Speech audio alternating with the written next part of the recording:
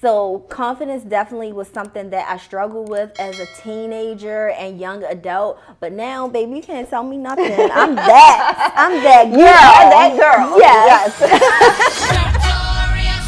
Now, ladies and gentlemen, it's about that time. Turn the thing on out. Now, let me see everybody do this. Let's go! They wanna know.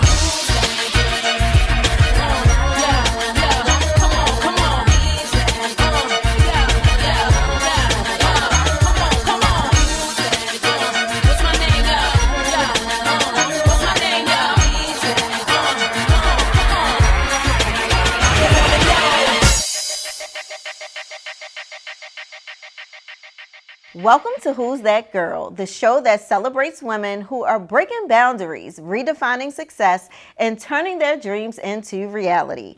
I'm your host, Chanel B, and I'm excited to take you behind the scenes of some truly inspiring journeys. We have had the honor of traveling throughout the DMV, selecting phenomenal women who have been breaking barriers, shattering records, and delivering on their dreams in the way that only women winning can. So get ready to meet the woman behind the wins as we find out who's that girl.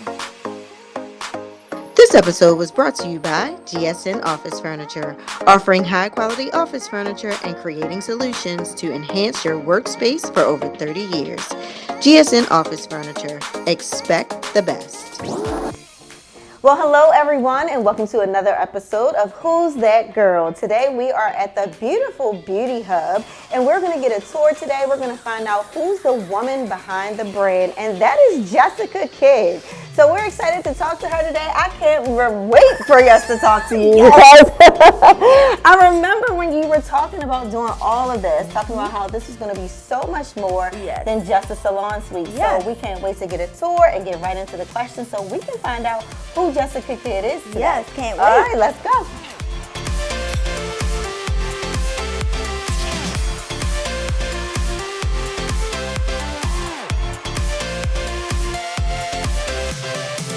So this is where our salon suites begin. We have a barber here. We have a nail tech here. She just moved in. We're so excited to have her as a new member of the Beauty Hub. And our suites, they just go all the way back into our member lounge. So can't wait to show you that. Oh, this is so much different than just a salon suite that I'm used to. Yes. Because we don't like to call them tenants, we call them members. Okay. Love that. So this is our member lounge here. This is a space that we also use as one of our co-working spaces, a communal space, a place where you can come, you can have a meeting, you can collaborate, you can connect with other members, or if you wanted to bring someone in to meet with you about a project you're working on, whatever. You can do that here. Okay. Yeah, I love the colors. I love the colors in here. Thank and it's so you. bright too. Yes. We wanted to reflect our community, which is vibrant and lively. Okay. So the designer, she nailed it. Amazing. Okay. Tiffany, she's amazing. Well, I love this. Okay, this connect, collaborate, thrive. That is what we're all about here. Yes. So Yes. I love it. And you have a podcast studio? Yes. Okay. Yes, this is our podcast studio, and it comes fully equipped with microphones, headphones, soundboard, seating. We left this wall blank because if this doesn't fit your aesthetic, you can always bring furniture in and do whatever backdrop you want to do. Okay. Yes, so This is amazing. you can be a member of the Beauty Hub and start that podcast of your dreams. Oh, wow. Okay. Let's go and find out who you are. Okay. We see the Beauty Hub, but we want to know who Jessica Kidd is because we know there are going to be so many women that will aspire to be in this particular space. Yes. And we want to know how you did it. Yes. So they don't have to figure it out on their own. Let's do it. All right, let's go. All right.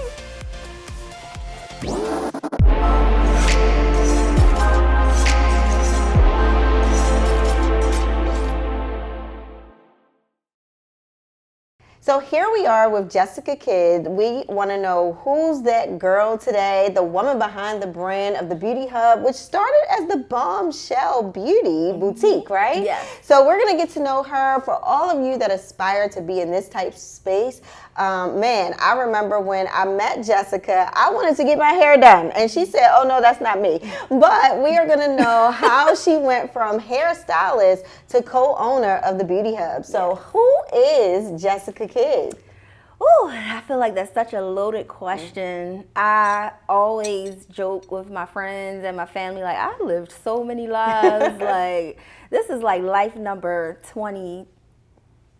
But I would say Jessica Kidd. Jessica Kidd is a 20-year professional in this industry we call beauty. I became licensed at 19 years old, and I've been all over Atlanta, just all over London, just chasing this dream and trying to like perfect my craft. And I knew that there was more for me than just standing behind a chair. I'm a wife, I'm a friend, I'm a sister, I'm a daughter, I'm all the things. I'm all the things. But most importantly, I feel like I have been a great leader and a great mentor in this industry. Now talk to us about your journey. You just said you've been all over Atlanta. I know a lot of people in the beauty profession feel like there's so much opportunity there, but here we are in Baltimore, right?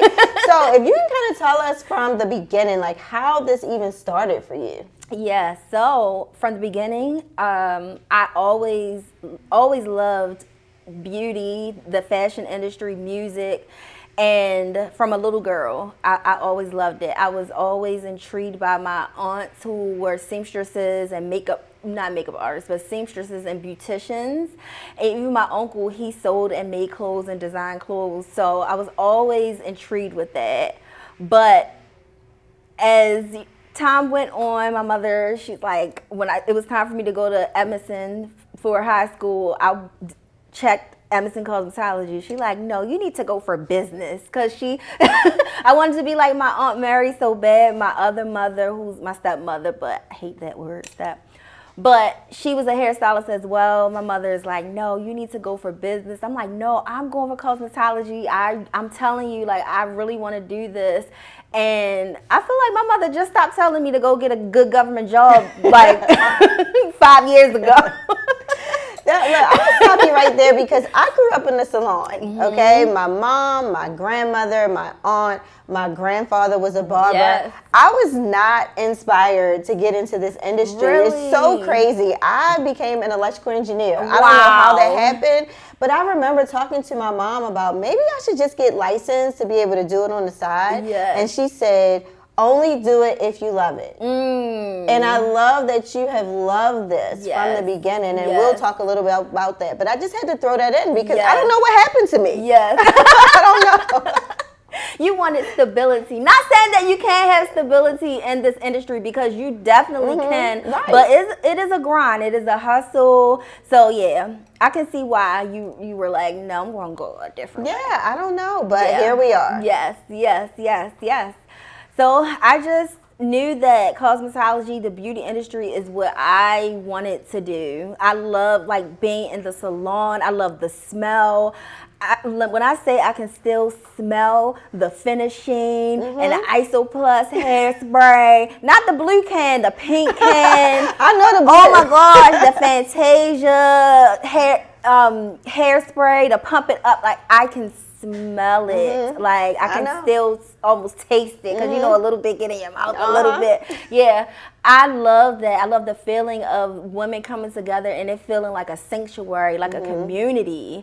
Like I love that, and I wanted to be a part of that. And I always wanted a salon, and people had been telling me for years before I even got my own salon, like, when you gonna get a salon? When are you gonna do this? I'm like, not yet, not time yet. And I really feel like I had to get to a certain level in my career where I was comfortable and I felt okay with mentoring and coaching other beauty professionals. Okay.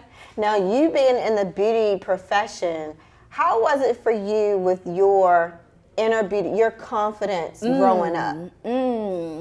So I'm gonna say confidence wasn't always something that was easy for me, because I'm a little on the brown side, so I would feel like people would say, you are so cute to be a dark-skinned girl, or like, you're so cute, you're like a chocolate drop. And I'm like, now that I'm older, I'm like, that is not a compliment. Like, why can't I just be cute? I understand that. So confidence was a little of a struggle. I really think that was a big part of why I really wanted to get into this industry and do it well. I wanted a way to make women feel beautiful. I wanted them to feel bomb. I wanted them to feel sexy. When they got out of my chair, I wanted them to feel like a bombshell. And that kind of segued into the nonprofit that I started, that I have totally not nurtured lately, but it was called Beyond the Chair Inc. And it was hair and makeup artists against domestic abuse. It was a cause that was very dear to me, but it was also all about helping uplift and build the confidence of survivors of domestic violence, because their confidence takes a big hit. And if I could offer my services, something that I get paid for all the time, if I could offer that for free just to help someone feel beautiful, that meant everything to me. So confidence definitely was something that I struggled with as a teenager and young adult. But now, baby, you can't tell me nothing. I'm that girl. You are that girl. Yes. And I ask that because I find that women in the industry, they are so passionate about making others feel beautiful. But when I hear their story, they didn't feel that way themselves growing up. And it's so important for them to help other women and to try to alleviate that for young women as well growing up. So that's why I wanted to know that. Now, talking about your journey and leaving Baltimore, you went to Edmondson. I'm a Western girl, but you went to Atlanta. Talk about that, because people think because there are opportunities other places, they may be missing out on opportunities right in their backyard. Yes, for sure. I graduated from Edmondson, and I actually took the cosmetology test my senior year, because I had my 1,500 hours, and I failed the theory. And I was like, I don't care, because I'm enrolling at Morgan State University, and I don't care about this cosmetology. I want to do this, but I'll get to that later. I'm getting my degree right now.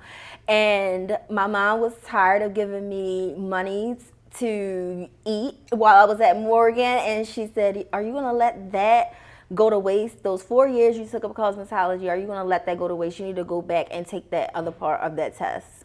And I did in 2004 and became licensed. So I was doing not all the girls, but a lot of my clientele started when I was at Morgan, and they still come to me to this day. I graduated from Morgan. It took me a little longer because I was building my bombshell brand, but I graduated from Morgan in 2009, and from there, I said, I'm getting out of here. I'm going to be a celebrity hairstylist. I'm going to go to Atlanta, and I'm making my dreams come true. And I get to Atlanta, and it's not that easy. Very oversaturated market. Everyone has the same dream or goal of going there, being a celebrity hairstylist, and the celebrities don't want to pay. So, no. Okay.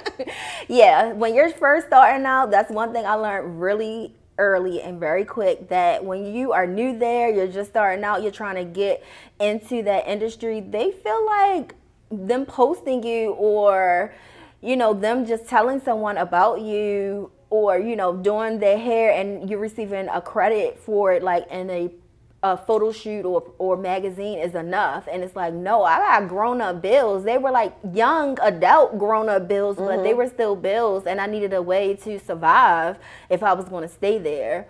So I ended up coming back home to Baltimore, and really that is when the Bombshell brand really took off. So talk about that, because there are a lot of women that want to brand themselves, brand their own ideas, right? So talk about how you even started branding. I received some higher education about how to brand yourself, how to advertise and promote yourself, market yourself. And I just applied that to beauty. And so that's where I kind of like really started. I would create flyers for myself. I would do things that were in my budget then that are like no-brainers, now as a business person. But I'm like, okay, I can make flyers and I can pass it out across the campus. And they were large paper flyers. They were but it was the way I started establishing that brand. And then the brand was just a salon suite inside a salon plaza called Bombshell Hair Boutique. And from there, moved to Atlanta, came back, and it blossomed into House of Bombshell. So I'm like, okay, I want a way for my clients to be able to rep the brand even if they aren't in my chair. So it expanded to hair care products. It expanded to merch. So now they have t-shirts where it says bombshell, the definition of a bombshell. So I just kept adding on to my brand in ways that it would keep the conversation going. So if their hair looks good from their hair appointment, I know that experience can still continue because they have taken home a House of Bombshell hair product. They're using it to maintain their hair between visits. So this is a good lesson because I know for me, sometimes I have so many different ideas of things I want to do, and I know there's a lot of other people that are like that as well. But what you did, you started with the one thing. You mastered that one thing, and then you just expanded. Yes. So I think that is good what you just talked about and how to really brand, because everybody doesn't have the marketing experience and all that stuff that you learned in college. Yes. But there's a lot of different resources out here now. I was just talking to someone about like Canva, stuff like that to make like flyers, right? So tell us what separates or what separated the Bombshell brand from any other beauty brand, right? And I know it had to be the feeling that people had as well. Like what separated that, and how did you turn it into this? The Beauty Hub? Yes. So as the Bombshell brand grew, it grew into a full service hair salon. And with that, I wanted not only customers to come to a space where they felt empowered, I wanted other beauty professionals to be empowered too. So there definitely was a feeling. Clients would come in and say, I don't even feel like I'm in Baltimore anymore, because it was just a feeling. You just felt good. It felt clean. It was sanitary. It was professional. Everything had its place. Receptionist, salon assistant. It was a dryer area, salon floor. It had all the things. It was very nostalgic as well, because now a lot of things have turned into salon suites, so that's why we are here. But we're gonna get that in 1 second. We're gonna get there. But I wanted women just to feel empowered. At the end of the day, that's how I wanted the Bombshell brand to feel. So whether it was clients or customers or beauty professionals, I wanted you to come and leave inspired, empowered, motivated, all the things.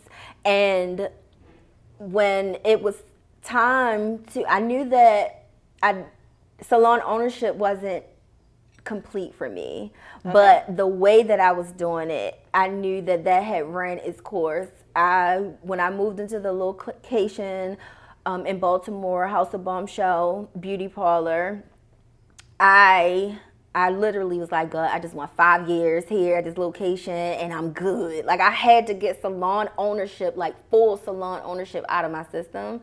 And I felt like I had taken all the beauty professionals that were under that brand as far as I could take them. I'm like, now it's time for you to go on to your next level, your next destination. You need to find a mentor or a coach to coach you to your next level, because I have done all that I can do as, your mentor or coach. So I let them know that I'm going to start transitioning the House of Bombshell Beauty Parlor into salon suites. And from there, they started figuring out what was next for their brand. People started going to other salons and salon suites while I started brainstorming the Beauty Hub. Now, I commend you for doing that, okay? I really commend you for saying, this is all I can do for you. All I can do. If you want to go to the next level, find someone that can take you there. And you Yes. just wanted people to flourish. Yes. You weren't trying to hold them. Nope. Weren't trying to keep them under you. Yes. That is very commendable, Thank you. especially just as a woman, wanting to do that for other women. Yes. But that just speaks of who you are Thank and you. your brand, Yes, right? Making yes. people feel empowered and Yes. encouraged and equipped. Yes. That's what we say for Yes. the W3 Network. Wow. And it's just amazing that you would do that for other women. Yes. So that's why people flock toward Yes. Jessica Kidd and Yes, her brand. yes, because that I didn't always have that story or that experience. When I worked under other people, sometimes I felt like they were trying to like hold me back or keep me under their wing, and it's like, no, I have so much more to offer, not just my clients, but to this industry. So I never wanted the people who were under me to feel that way. And when I knew, I'm like, okay, this is time for this House of Bombshell Beauty Parlor came, it saw, it conquered. It's time to move on. So I just started brainstorming. Okay, I saw how the industry was trending, and I'm like, okay, salon suites are taking over. Like, it's really taking over. And while I closed House of Bombshell Beauty Parlor, I need to figure out this thing. So I need to go back to a salon suite. And I was researching. I'm like, nothing is like rocking my world. Like, I don't want to go here. I feel like I'm in jail. It's tight. It's claustrophobic. It's just, no, I don't want this for myself.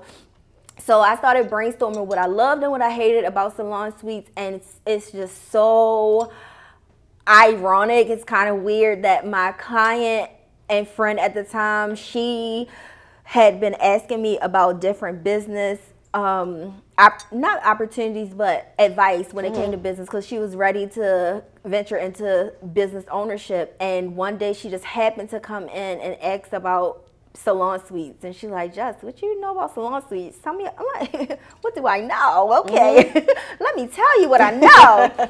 So I shared the idea with her, and that went to a full presentation a few months later of the business plan and presented it to her, and she invested 6 figures into this idea of the Beauty Hub. Who wants a friend like that, right? Like, who wants a friend that can invest? And I was going to ask you about the capital behind this, Yes. because how many of us have ideas and Yes. we don't know where to start? We know where to start as far as the physical, but Yes. how to get the money behind Yes. it and to actually see your dream turn into reality. Yes. And all you did was create what you couldn't find. Yep, that's Right? it. Yeah. That is it. That is all that I did. Partnership was something that was really different for me. I had been used to doing everything by myself and alone, and business ownership is in her DNA. She's amazing at what she does, and she allows me to be the visionary. Okay. That's why we are co-owners, but I just consider myself the visionary of the Beauty Hub. She's the COO. She makes sure business is taken care of. She gets it. She handles it. Yeah. So I love speaking to just partnership, because I understand it now. And you really have to make sure you are getting into, it's like a marriage, someone Yeah. that you can trust. And I'm like, wow, like, how did that happen? She had been a client of mine for about 15 years. Okay. And that grew into a really good friendship.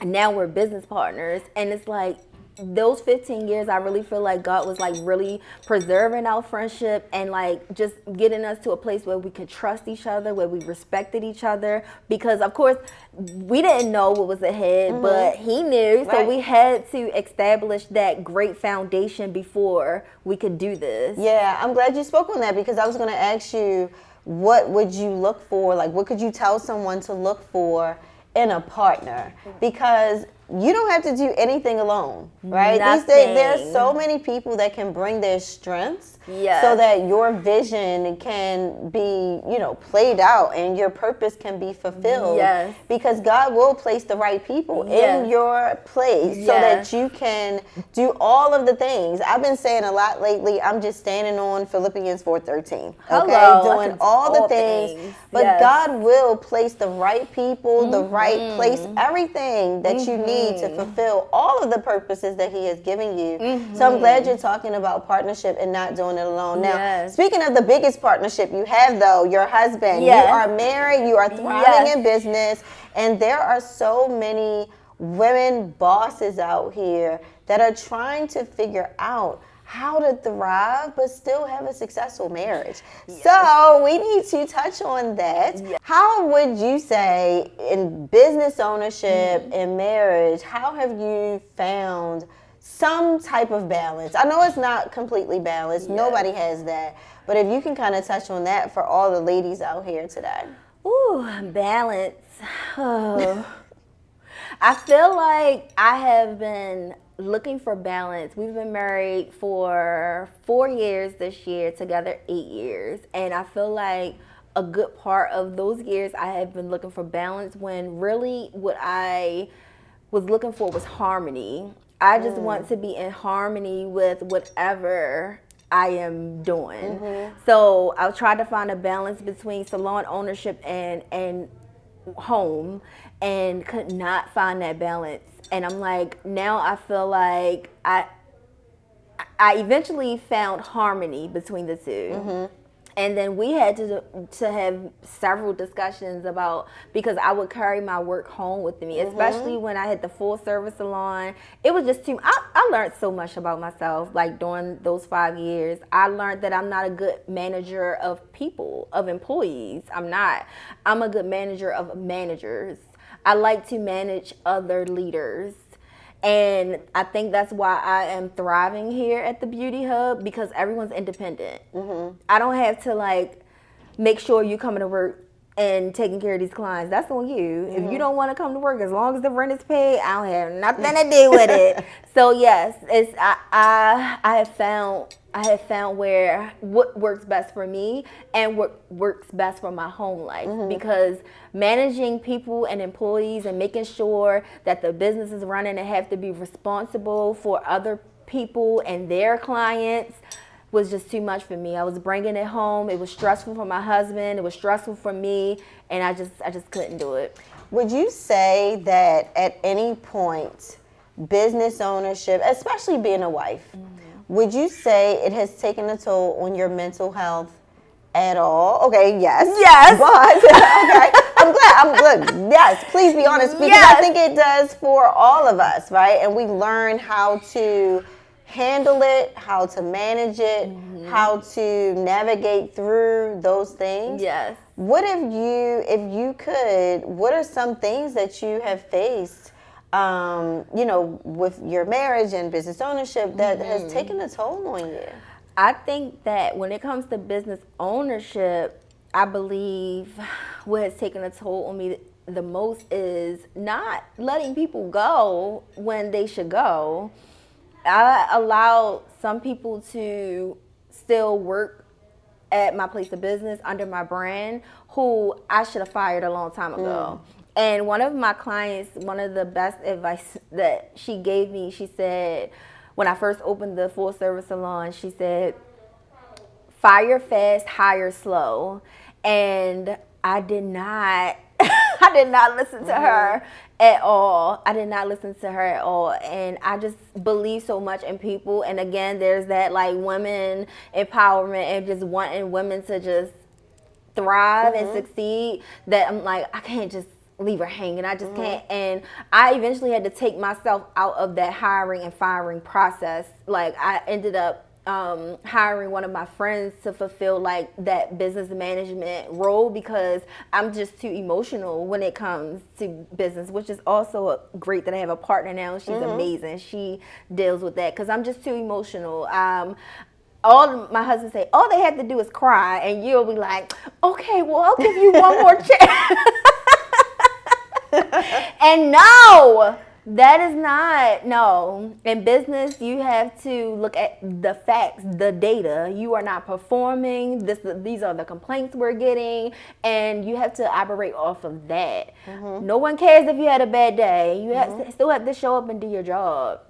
So that took a toll on my mental health, like, in a major way. Like, even my friend who became the business manager, she said, I have seen your mental health decline because you will not let this person go. And when she said that, I'm like, okay, just do your job. And I had to end up apologizing to her because I'm like, because I did not allow you to do your job and I hired you to do that, it affected me and the business so much. Clients, didn't want this person to even touch them. Some stylists, they were like, I don't want to work around them. So I'm like, if I just would have allowed her just to do her job, that could have taken care of itself a long time ago. So that is the biggest part. Can we just say that's a whole lesson whole about lesson. life? Your Not life. just in Yes. business, letting Yes. people go Yes. when you know they need to go. Yes. Because you talking about how it's taking a toll on your mental health. Yes. I know there are so many women, men that will see this and think about people that they are in relationships Yes. with, Yep. employers that they deal with, so Yep. many different types of relationships Yes. that you can apply that Yes. to. Man, and it will save you so much headache So and much heartache. heartache. So And much heartache. taking care of yourself is a big, big deal Yes. that people don't realize how important it is Yes. until you are laying out somewhere. Yes. And Yes. man, I'm so glad you talked about that because we can truly apply that to any type of relationship. Any type. It was bad. Like, I'm going to the dentist. My dentist is like, you are grinding your teeth so bad that it's like crack. Like, you have to, and it was the stress. It was the stress because it's like, I cannot cuss you out right now. yeah, wow. Just like gritting your teeth, like just trying, it's just holding everything inside, the anxiety of like, okay, is this person going to just Right. act right? Like, can you just come and just act right? And because I feel like I had like a personal relationship with this person too, I expected so much of them, and they didn't. Now, what about your home life? How did it take a toll on that? It really took a toll on my home life because I would come home and I would try to talk to my husband about it, and he's like, after a while, he'll listen at first, but after a while, he's like, I don't want to hear this. Like, what are you going to do about it? What are you going to do? You need to let this person go. Like, I know that you care for them, but you need to let them go. And it did cause a strain, in my home life and just business ownership and doing it alone, the late hours, when I have employees or commission workers and just having to be there when they had first started, but having to be there to like basically manage them, until they find their way, and those long hours, but still having clients and still having to do my clients. It was a lot. I wasn't spending a lot of time at home at all. When I got home, I was tired. I really feel like the first 2 years of our marriage, it was just like a blur. It was just like a blur. So the third year, I'm like, okay, I took off for like the entire summer because I just wanted to focus on my marriage and just lock in with me and my husband. Are there any personal struggles you want to talk about today? Personal struggles. Because here's what I know. A lot. We get to see the highlight reel Yes. of Jessica Kidd. Yes. But people don't really know things you have gone through to Yes. really get here. Is there anything that you really had to overcome that you would want people to know about? I feel like I was really shy. And I really had to overcome that.